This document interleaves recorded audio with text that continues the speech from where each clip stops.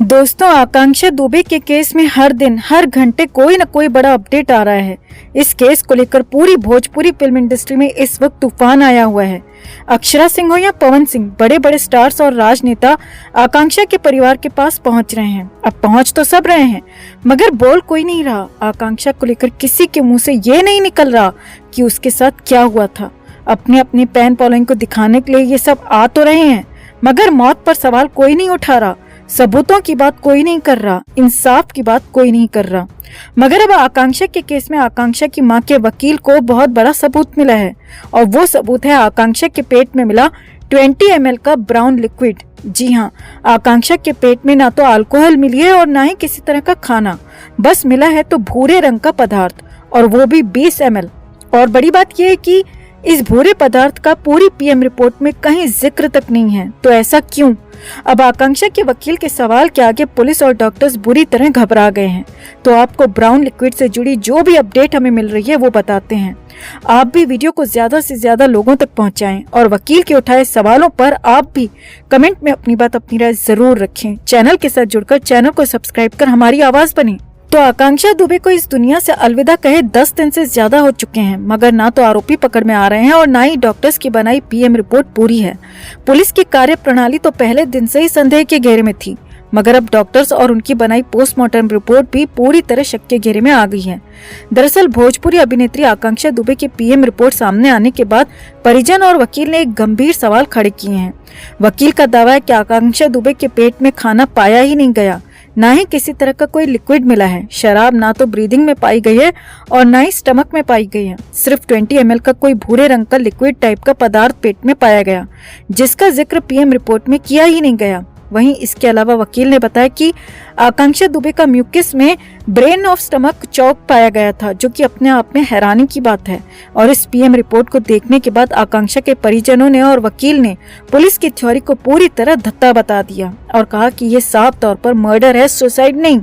आकांक्षा के वकील का कहना है कि ये पीएम रिपोर्ट पूरी तरह फर्जी है, क्योंकि अब आकांक्षा दुबे का अंतिम संस्कार हो चुका है, दोबारा सैंपल नहीं लिए जा सकते। तो ऐसे में फर्जी पीएम रिपोर्ट बनाकर केस को सिर्फ और सिर्फ आरोपियों के इशारे पर चलाया जा रहा है।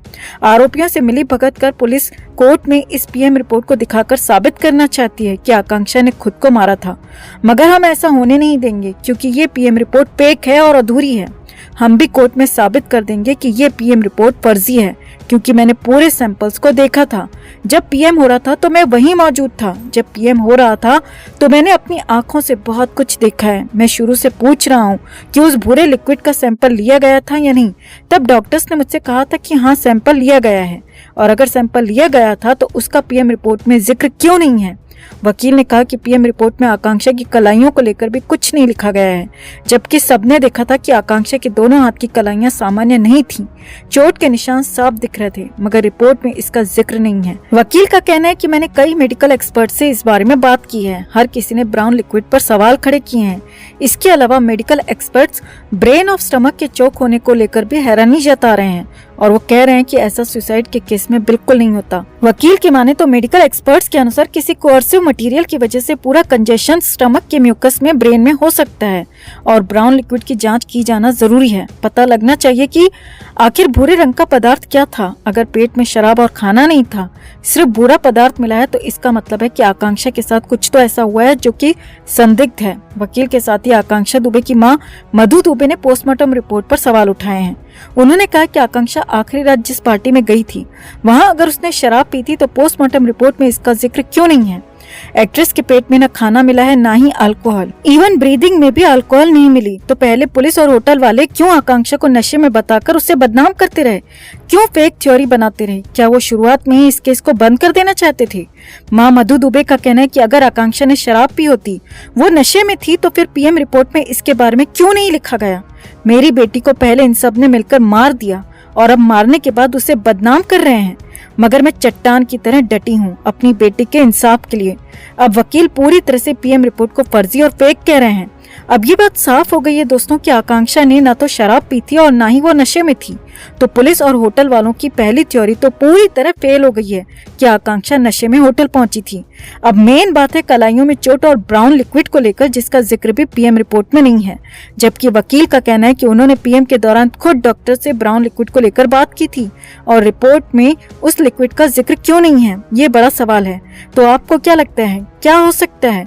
वो 20 ml भूरा पदार्थ क्या हो सकता है? न शराब थी न खाना, सिर्फ ब्राउन लिक्विड था। वो क्या था? इसकी जांच होनी चाहिए या नहीं? कमेंट में इसे लेकर आप भी अपनी बात, अपनी राय जरूर रखें और वीडियो को ज्यादा से ज्यादा लोगों तक जरूर पहुंचाएं।